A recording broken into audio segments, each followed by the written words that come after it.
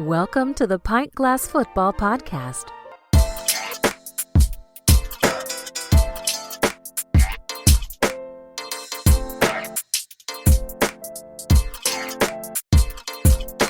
What's up, PGF Nation? We are back. Brian Daboll fired by the Giants. We had two Heisman moments in college football. A contender in the AFC, I think, needs to move on from their coach. An NFL MVP level quarterback that I think is flying under the radar, and a lot more to get to. I'm your host, Brad Fowler, but joining me as always, my co-host, Alex Higdon. Alex, what is going on?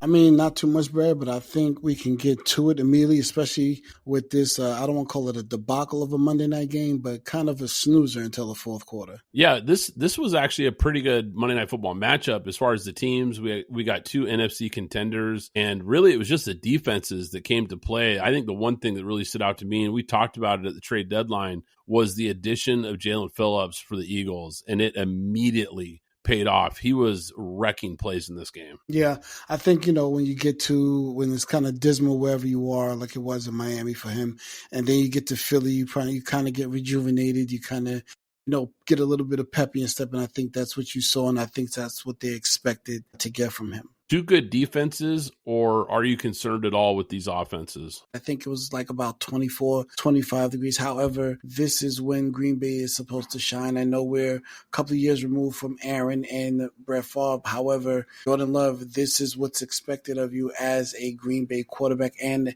as a team. Look, let's get into the big news that dropped. Brian Daboll fired in New York. Look, I want to get your thoughts on this, but I understand the move. I don't think it's totally shocking. I think the timing might be a little more shocking than the actual move itself. I mean, this is now the third straight 2-8 start for New York under Daboll. So he's had some rough starts to the season. I get it. This is the fourth time this season that the Giants have blown a double-digit lead. We'll get into that game here in a second. And I think when you look at the circumstances too, Daniel Jones playing at an all-pro level, I don't think helps this situation. I mean, let's face it. And they haven't drafted well as a team. If you look outside of their first-rounders, they've had some nice first-round picks recently. They've got neighbors. Jackson Dart's coming along. Abdul Carter is playing pretty good ball as far as recent picks. But go look at round 2 through 7. There's only been one Pro Bowler since Daboll and Joe Schoen arrived in New York. And so they're either not developing players or they're not drafting impact players in the later rounds. I don't believe that all falls on Daboll. I heard Daboll, at least the reports I read, Alex, was that Daboll was the one really pounding the table for Jackson Dart in April, not the GM. I heard this was Daboll's guy. So, Dart, we've seen enough now that he's starting to look like he probably should have been the number one overall pick in this draft. And now in year 2 for him, he's going to have a new coach and a new system to learn. So, look, I'm not a fan of this move at all, especially mid-season. What are your thoughts? Yeah, I didn't think it was a good move at all. I mean, I think this is really frustration from the top saying, we know we don't have a good team, but when you have control of something, we expect you to maintain that same control of the game all the way through and learn how to finish games and not mismanage the final quarter of a game when you're up, when you're up double digits. So Brian Daboll has to look at himself. However, what is going on with the defensive coordinator as well? I know this is a new defensive coordinator, but from Notre Dame, if I'm not mistaken. But what is going on the defensive side of the ball that they don't know how to close out games when they have double-digit leads? That's not. I understand the head coach is a head coach, but he's not going to step in and call defensive plays. Right? When you're an offensive head coach, you expect the offense to be taken care of. When you're a defensive head coach, you expect the defense to be taken care of. Somebody has to, he's got to light a fire, I understand, as the CEO of that team. But what's going on with that defensive coordinator? And how did Joe Schoen survive all the firings unless they're going to wait till the end of the season to fire him? It's a weird situation going on there. Well, and that's where I was going to go next, Alex, is that I think there's just as much blame on the GM here as far as the roster construction. I know they've hit on some picks, but like I mentioned a minute ago, they've also missed on a lot of picks. So, how does he escape this? And from all the reports I've read, they're going to keep him on so that he can help hire the next coach. That same thing I heard. Yep. So I don't really know what to make of it. I think it it spells a lot of dysfunction. And when you've got a young quarterback who's flashed, I don't like interrupting his development. And you're right. This was a gut punch for New York as far as this game, because they did blow that 20-10 fourth quarter lead. But really everything changed when Jackson Dart got hurt. I mean, the game completely flipped. And if there is one big criticism I will put on Daboll is, why was Russell Wilson still your backup? There should have been a shift to Jameis Winston weeks ago to make him the backup. We have seen enough of Russ. It has been terrible. And look, I watched this game in its entirety, and I don't think they picked up a first down after Russ came into the game. It was brutal. It was absolutely brutal. And look, I'm not saying that's why they lost, but it certainly didn't help that they couldn't move the ball at all with him under center. As far as Jackson Dart, look, I don't necessarily blame him, but he has got to learn to protect himself better, because we know he's a mobile quarterback. He had a couple of nice rushing touchdowns in this game. He's definitely a guy that adds that element to his game, and I love that. But just like we've talked about with Jaden Daniels, he is taking way too many unnecessary hits in this game. There was even one point in this game where he slid on one run, and the announcer even responded with a, wow, he actually slid.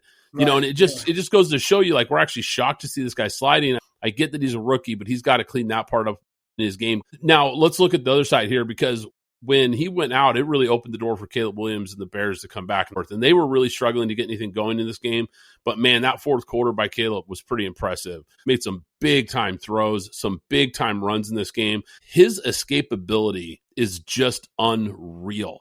There was so many times that they had pressure on him in the backfield, and I think he escaped every single sack that they had him dead to rights. I mean, this is exactly what I saw when he was coming out. That ability to avoid pressure and make plays, it's just uncanny. And it felt like his wide receivers, gosh, Alex, would they have 8-9 drops in this game? I mean, nobody could hang on to the ball. I know it's cold, and I get that, but bottom line is Caleb was better than the stat sheet shows. Fourth game-winning drive now in the last 6 weeks for Caleb Williams and the Bears. They're starting to put it together here, and I'm impressed here with this comeback win. Yeah, if I'm not mistaken, that's his fifth, and he's the league leader in fourth quarter comebacks and game-winning drives. But there seems to be a shift happening here, because the defense is kind of taking a step back, and the offense is taking a step forward, which is okay and fine. But if the defense can get back to what they're doing, I think they could find themselves a year ahead of where they thought they would be next year with the new coach and him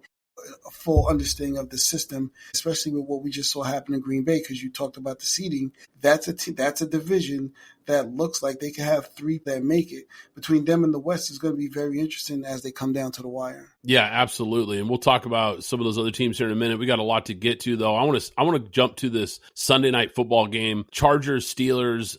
This Steelers team is just starting to feel like deja vu over and over and over again.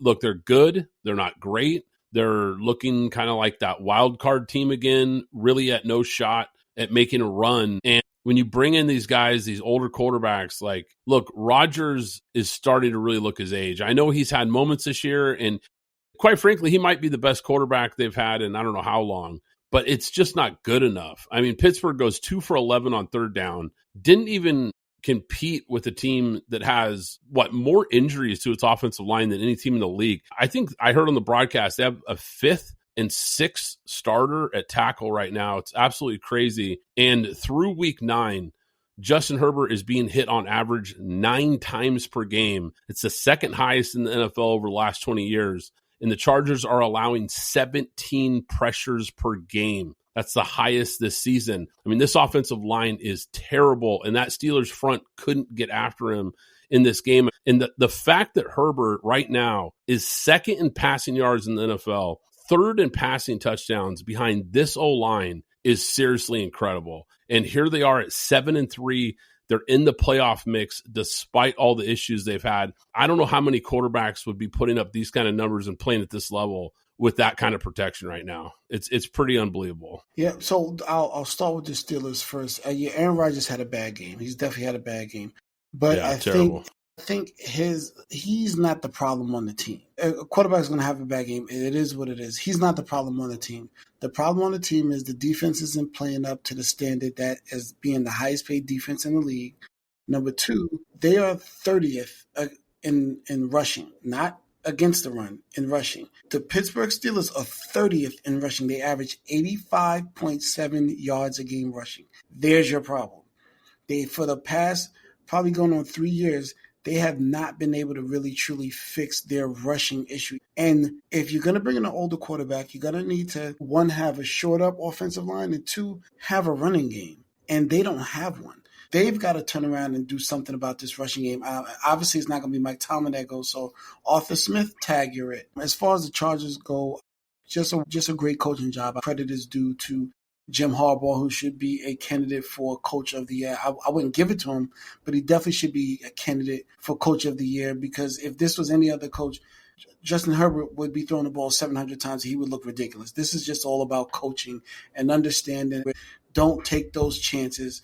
Stay within the scheme of the game, and we'll find when you can take those chances, and that's what he did. So, I'm going to give all the credit to Jim Harbaugh and the coaching staff. With this patchwork offensive line and the amount of pressure that Herbert's been under, it's just incredible that they're winning games. And he's, like I said, one of the top passers in the NFL right now. Is just unbelievable what they're doing. But you're right about the Steelers. Before we move on here, it's not all on Rodgers. Now, look, this was a terrible game by him, no doubt about it, because they actually didn't get that much pressure on Rodgers. He was just flat missing throws. But you're right about the rushing attack. Caleb Johnson looks like a bust, unfortunately. I mean, this guy has done nothing in this run game. The offensive line is still a big-time work in progress. And look, they're running all this 12 and 13 personnel to try to help that O-line, and it's still not working. So you're absolutely right about that. I think there's definitely some changes coming for Pittsburgh. I want to shift out west, NFC West matchup. Rams blow out the 49ers. And this is what I was talking about in the intro here. Matt Stafford, I think, has officially entered the MVP conversation. And it seems like he's not getting talked enough about. I'm not sure the Rams are getting talked about enough. This team is really starting to click and play some really good football on both sides of the ball. Matt Stafford just became the first player in NFL history with 4 touchdown passes and 0 picks in 3 straight regular season games.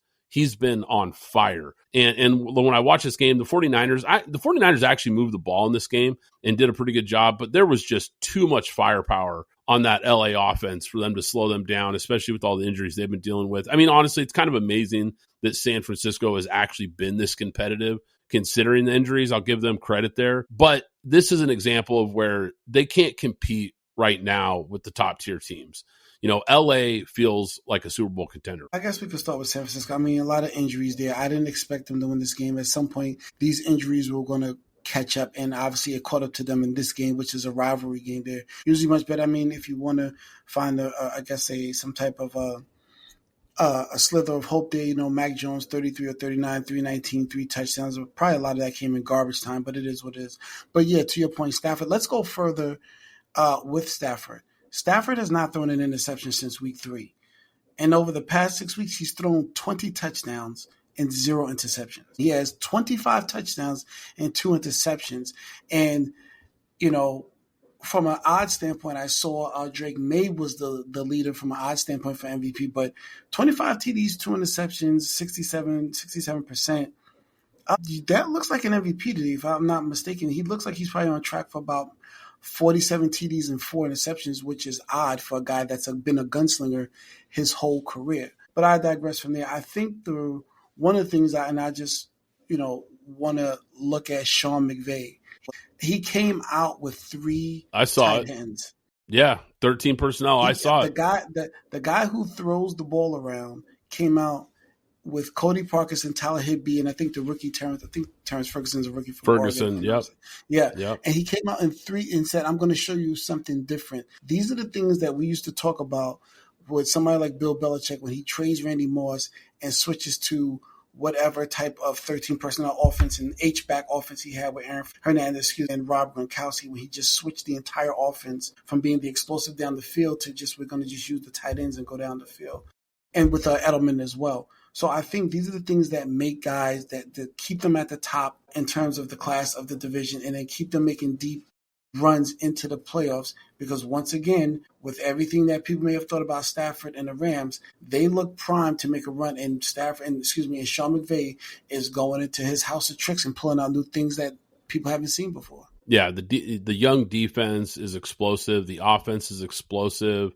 Puka Nacua, Devontae Adams. They've got playmakers that can run the ball. This is just a complete football team. And with Stafford healthy, because that was the big question mark in the preseason when we started hearing stories about the back, I didn't know what to make of this team because I thought, look, if he stays healthy, they could absolutely be a contender. But with his age and a back injury, which we know that can be, a very hot and cold injury that can flare up at any time, I just didn't know what to expect. But so far, so good. And he stays healthy, they are dangerous. I mean, this is a team that I think is right in the mix in the NFC, if not the favorite. I mean, honestly, I think they're playing as good as anybody right now. Matthew Stafford also gets my game ball, 280 yards and 4 TDs. Matt Stafford with the game ball. I like it. I like it a lot, actually. That's a good pick. I'll get to mine here in a little bit. I want to quickly touch on this game. AFC South matchup. Jacksonville Jaguars, Texans. This was a crazy game. Jacksonville blows a 29-10 lead to the Texans and backup quarterback Davis Mills. I mean, you cannot lose this game. Trevor Lawrence did not complete a single pass in the fourth quarter. Absolutely brutal. And I know the Texans are a great defense. Don't get me wrong. I get it. But this is your franchise quarterback. This is your number one overall pick. This is the guy you paid a bunch of money to. He's got to be better. He just has to be better in these situations. You've got to find a way to win these games when you have a lead late in games like this. Because Liam Cohen has clearly upgraded this team. I don't think there's any doubt about it. I think this guy has shown he can coach. This team is competitive basically every week, it seems like. But Trevor Lawrence is holding this team back, and it's got to be painful for Jaguars fans right now. Yeah, he's ass. He's going to be, and in a year, he's going to be, probably because they're going to give him another year. And another year, we're going to be talking about him the same way when you mentioned that Kyler Murray's getting traded. Trevor Lawrence will get traded after this year, going into next year, and he's ass again. He will get traded. Enough is enough. You have the arm, you have the physique, you have this, you have that. But what was the number one thing that was spoken about Trevor Lawrence coming into this league? They didn't know if he loved football enough. That was the biggest thing. He is literally the Ben Simmons of the NFL. Literally, he's the same person. With the exception of Ben Simmons decided that I'm going to play my ass off before I get paid. And he made a couple of all defense teams and so and so. Trevor Lawrence has done nothing. He's ass. And that's it. He's getting traded next year. Enough is enough. Trade him. Get him out of here. I've been talking about it forever with Kyler Murray, and it's a great point. Both these guys were number one overall picks. Why? Because they had a ton of talent. But there's something to be said where, look, talent doesn't get you to where you need to be as a franchise quarterback.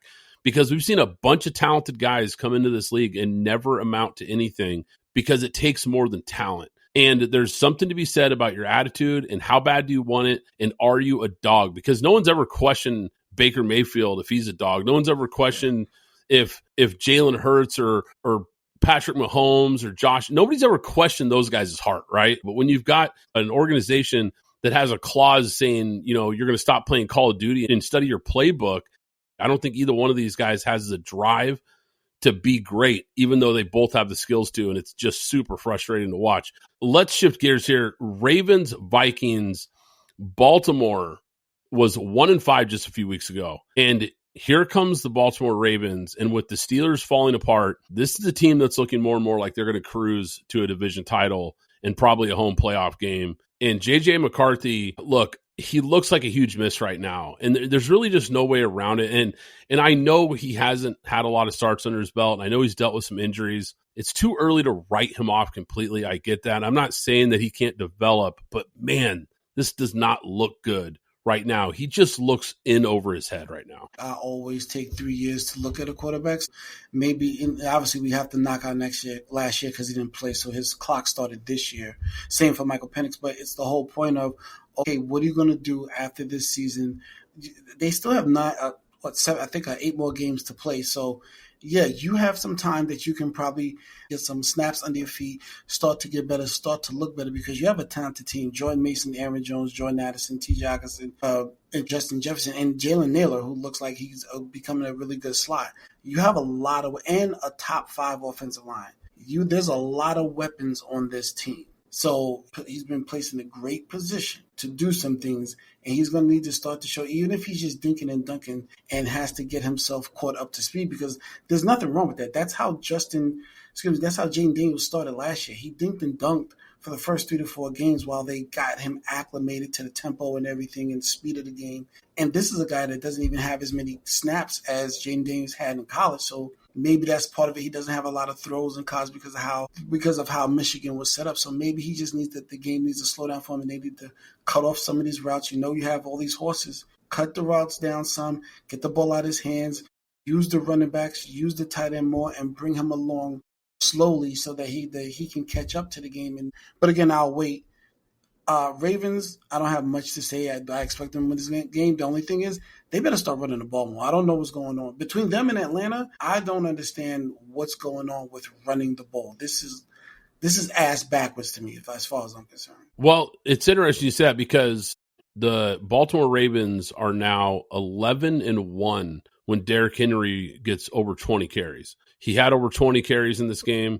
They win the game easily. I think there's absolutely something to be said about that. When they get away from their identity and who they are is when they get in trouble. But you talk about this Vikings team and how much talent they have, but really none of it is thanks to their GM. And this is a narrative that I'm coming back to because if you look at this Vikings team since Odafo-Mensah took over as the GM, 22 class, all bust. Not a single guy panned out. Who was the first round guy? Do you know?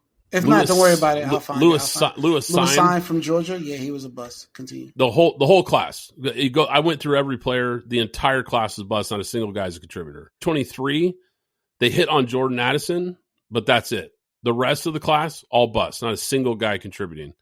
2024, they take J.J. McCarthy, we just talked about, not looking good so far.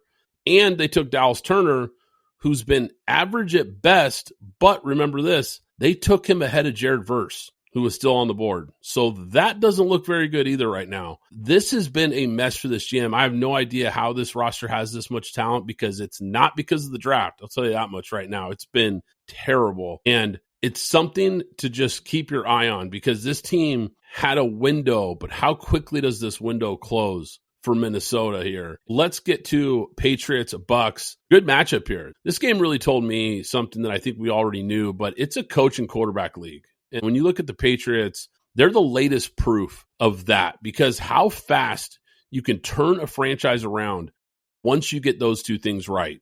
You bring in Vrabel, you clearly hit on Drake May, it looks like. At the end of the first half, Vrabel essentially stealing a possession from the Bucs by having Drake May take a knee on 1st and goal at the 1. Absolutely brilliant. Kept the clock running with 1:44 remaining in the second quarter. Bucs had no timeouts. Just another example of high-level coaching that we see from Vrabel. And we've seen this in years past where he is just a master of the clock and how to manipulate things. New England builds a double-digit lead at one point in the fourth quarter. I got to give credit to Tampa Bay. They fought back, were able to make this game close, but New England just had too many explosive plays that were really the difference in this game. Rookie Kyle Williams, 72-yard touchdown, which I told you guys, circle that name back in April. Kyle Williams came in and played good. Travion Henderson had a breakout game. He got it going. And Drake May, you mentioned it a minute ago, Alex, is now tied with Matt Stafford as the betting favorite for MVP. The Tampa Bay side, this is something I spoke to a few weeks ago, and I said they're going to get to a point where the injuries start to pile up and they just can't overcome them. So Chris Godwin, Bucky Irvin, Hassan Reddick, all out. One of the guard, Luke Gedke, still injured. These injuries are just piling up and they can't. And Jalen Millen also still out. So he's missing a lot of the weapons. The run game has gone down. However, still maintaining, which is why Baker Mayfield was my choice for MVP, still being a dog out there, still not turning the ball over. And I think that's so key because it's all on him to make everything happen. 16 TDs, 2 interceptions, still out there having this team competitive and keeping them afloat. Well, I'll say this. He's keeping them afloat at the top of that, at the top of that division. And also Atlanta I have to keep harping on Atlanta because they're such a frustrating team. Not knowing what type of team they want to be and not having identity is allowing them to widen the gap there. And I don't believe the Panthers will hold on, but I think Baker will be able to hold on. And if those guys start to come back, let's say the last 5 weeks of the season, and they could get Mike Evans is out for the year, but to get rolling and to roll into the playoffs, I think they can start to upset this. They're going to be a team, and so are the Seattle Seahawks. Those two teams are going to be teams that are going to be hard first round outs if they end up having to be a lot of first round matchups. That Falcons Colts game. I want to get your thoughts. What are your thoughts on the international games here? Because this is an example of You put this game on in that window. It's 9:30 East Coast time, which is pretty early. It's 6:30 West Coast time, which is crazy early. So those games are not hitting big numbers. Yes, it's NFL, and I'm sure it did fine, but that's probably your least viewed game of the Sunday slate. And it ends up being one of the best games that was played, and a lot of your fans didn't even see it. And I think this is an unfortunate situation where now you've got Thursday night football, you've got the Sunday night football game, you've got the Monday night game, which now they've added a whole bunch of double headers to those. You have so many primetime games taking up slots that I've really noticed this year that the Sunday slate has kind of suffered because of that. And we're getting a lot less good games on Sundays than it feels like we used to in years past. And this was one of your better games, or turned out to be one of your better games, if not the best game. That goes into overtime, is a great finish. And a lot of people didn't even see it. And I've heard more and more rumors that the international games are actually going to expand to the point where the NFL is thinking about doing an international game every week of the year and having that as a permanent time slot, which I don't know if I'm a fan of that at all. Your thoughts on that? I put on my business hat when I think about these things, because the NFL is a business. So I think they're going to still keep, like you said, they're going to keep expanding the games. They know that they know that there needs to be streamlined somehow, but they're going to keep making a mistake and pivoting as they go until they find the right streamline that says, okay, this is how we're going to flow with these international games. And when they get to that point, nobody's going to have a problem with it. It's going to flow the way they're supposed to flow. So they're making the mistakes now because they want to grow the game. They probably want to start some type of another NFL Europe, and so on and so forth, perhaps. But we're going to keep seeing this. So, and this, for me as a purist, I don't like it. However, as a businessman, I understand what Goodell is doing. I understand what he's trying to do. So I could be irritated with it as just a, purist of some sort, or I can understand that he's moving the game forward, trying to expand the game and take it for what it is, and know that he's going to fix it as he goes. And when we get to the point, could be 5 to 10 years from now, nobody's going to feel this way. Everybody's going to be accustomed to it, and it's going to roll and be streamlined like you don't even realize it. Yeah, because of the time difference, the window that you can put that game in is pretty limited. So Mm-hmm. I don't know how much you can shift the time around and make it work still, especially if you do want it to be a standalone game. I used to, the truth is when there was only 1 or 2 of these a year, I used to get kind of excited for them. It was almost like when Monday Night Football would do one doubleheader a year. It was almost kind of fun. It was like, oh, doubleheader, it's that one time a year. It almost is kind of exciting and different. It's gotten kind of bland now because it's like, man, every week, okay, there's another game in Spain or there's a game in Germany. Every single week, it's kind of lost some of its flair for me. I get what you're saying. It's a cash grab. It'll probably continue, and I think it eventually will move into being a permanent window for an international games, but I think it is a little bit unfortunate for the regional fans here in the U.S., so to speak. Jonathan Taylor, my goodness, this guy's playing out of his mind. I mean, this guy is playing out of his mind. That was a crazy game, but man, this guy's playing so good. I just got to give a tip of the cap. I mean, he is in the legitimate MVP conversation, and I doubt he's going to win it because they just don't want to give it to running backs anymore. QBs, and I get it, but man, this is the year where, we talked about Drake May, we've talked about Stafford, and there's some other guys that I think are in the conversation, but this isn't one of those years where there's a quarterback that's just kind of running away with it. This kind of feels like this could be one of those years where you might have to think about it because he's on pace where he can maybe even break the rushing touchdown record. He is just having an unbelievable year, and they just continue to roll.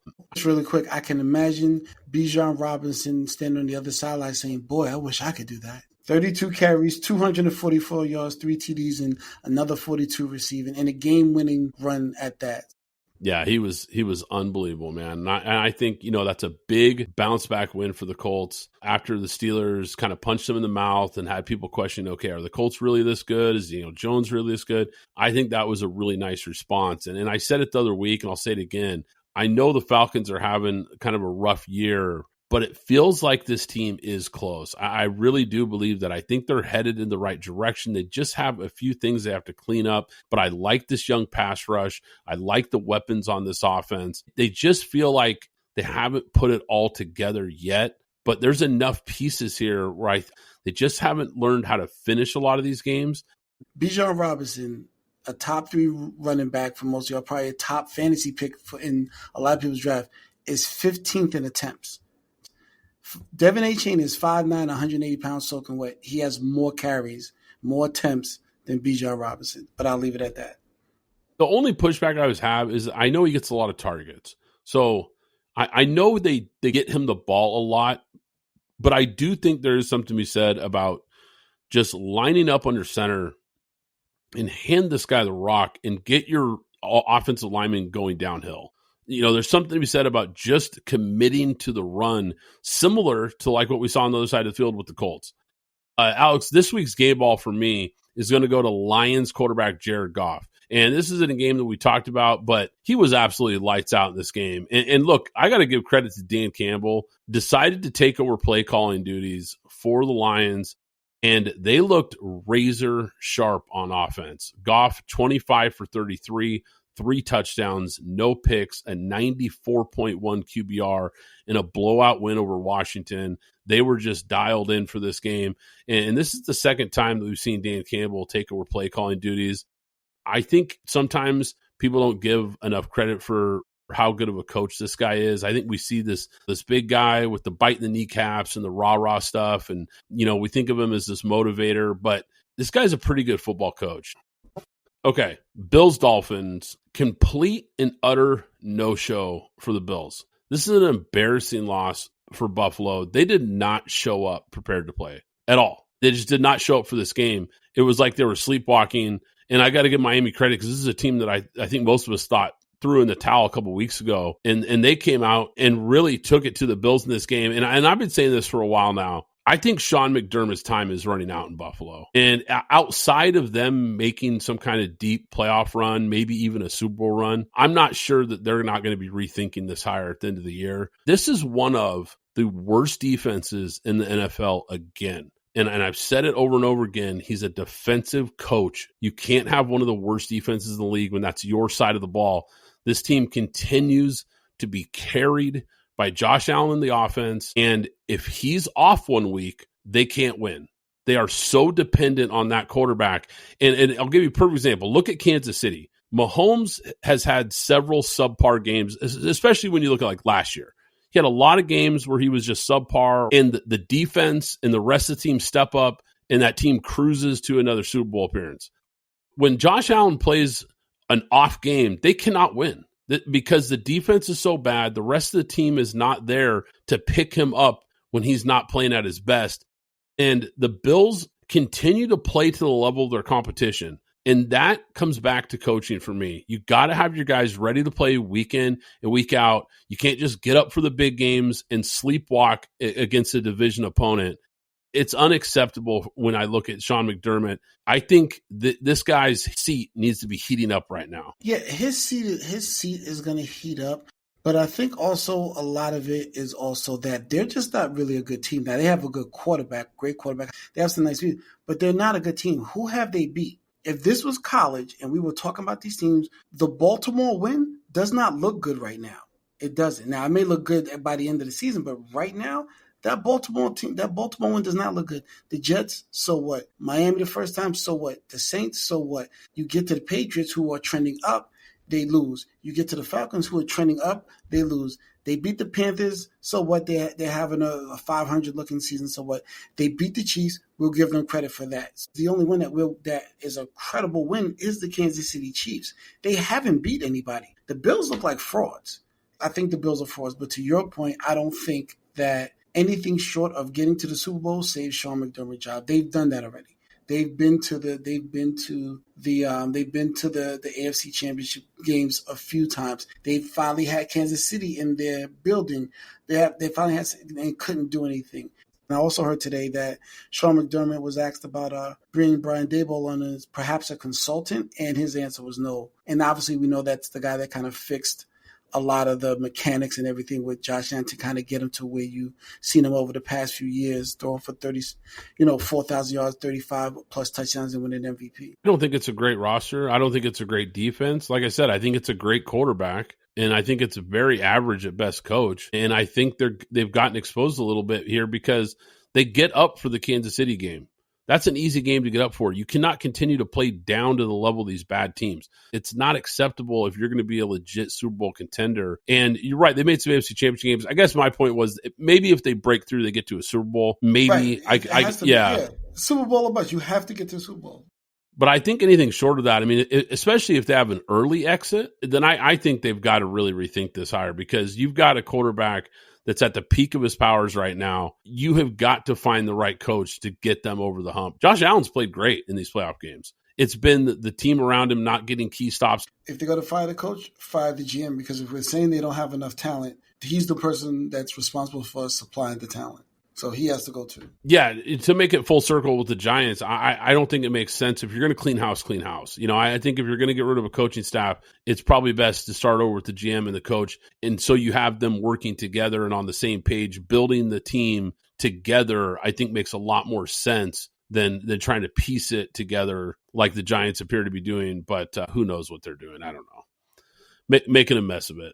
College football, we just had a couple games here that were big that I wanted to get to, Alex. I want to start, we had a big top 20 matchup, Oregon versus Iowa. This was an impressive win for Oregon.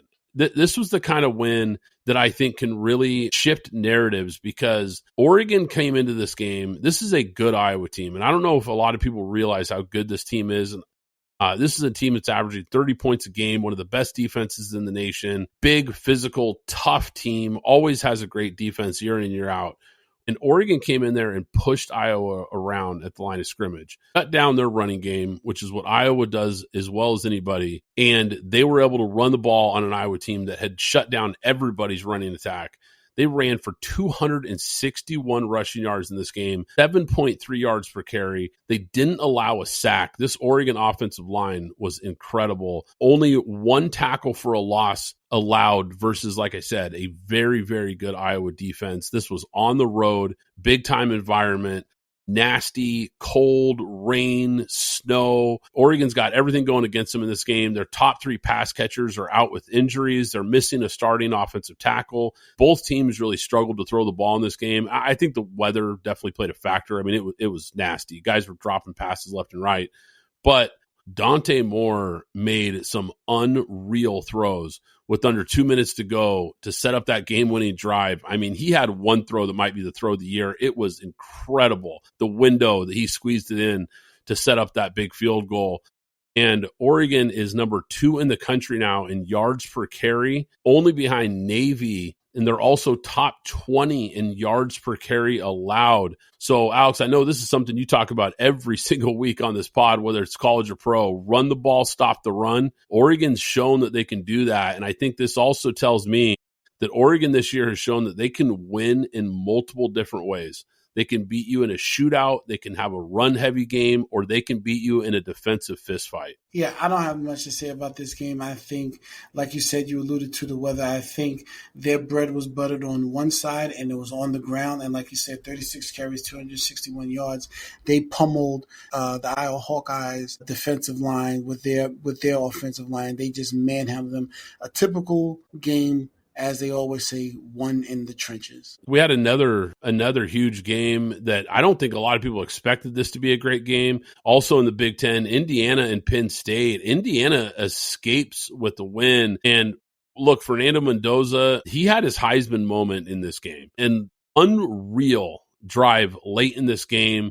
A lot of credit to Penn State for showing a lot of fight, showing a lot of heart in this game. He had completions on that last drive, Alex. 22 yards, a 12-yard, 29-yard, and a 17-yard completion on the final drive.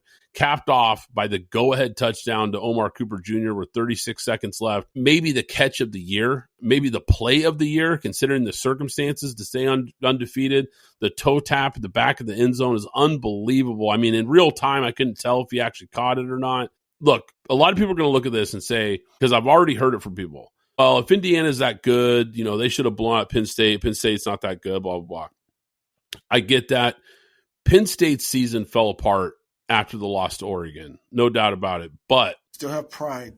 Still play with pride. Yes, absolutely. And they still have a top 5 roster in college football. This team is still loaded with NFL talent. There's a reason they came into the year ranked number 2 in the country.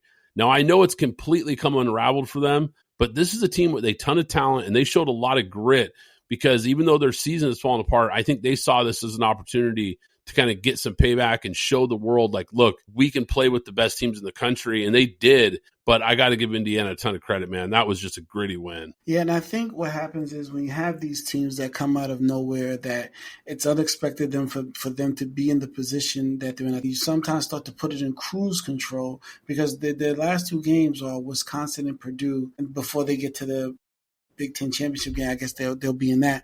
But those are their last 2 games. Those will be their last 2 games, and they're probably looking at these games and saying, we know we'll beat them. We know we'll beat Wisconsin. We know we'll beat Purdue. But you know what those other teams are saying? I'm not in it, so guess what? I want to spoil everything for you. And I think that's what they're facing right now. They've never been in this position, and this is the first time for everybody. So this is where your coaching is really going to come into play to keep guys focused because they believe that they're going to squash Wisconsin, squash Purdue. And these are the type of games for a team that's never been in this position, nor the players, where you have to coach them.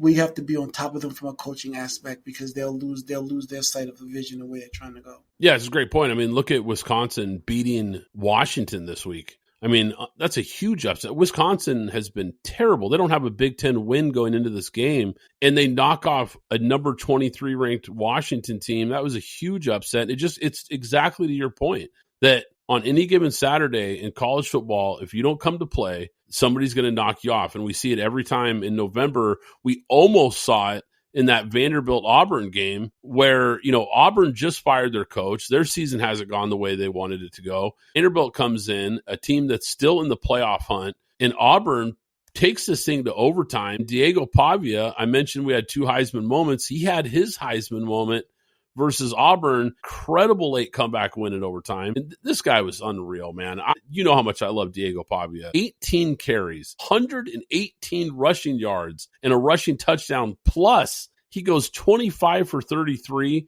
for 377 yards passing and 3 touchdowns. And Alex, I know you saw that Tim Tebow style jump pass near the goal line. That was the first thought you had was flashbacks to the glory days for your Gators. That winning touchdown, man, that was iconic. I mean, this guy is incredible, and he puts Vandy absolutely on his back in this game. That's who my helmet sticker goes to, Diego Pavia. 189 total yards and 4 TDs. Yeah, unbelievable. Well-deserved. I love it.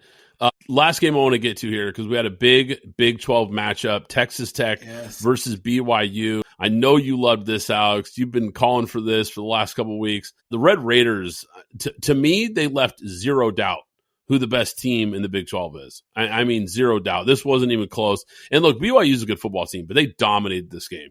And that Tech defense is for real. And I've been saying this for a while now, watching this team. It seems like every time I watch them, they pass the eye test. This physical defensive front gets after it. They're well coached. They might be the only team capable of a college football playoff run from outside the Big Ten or SEC.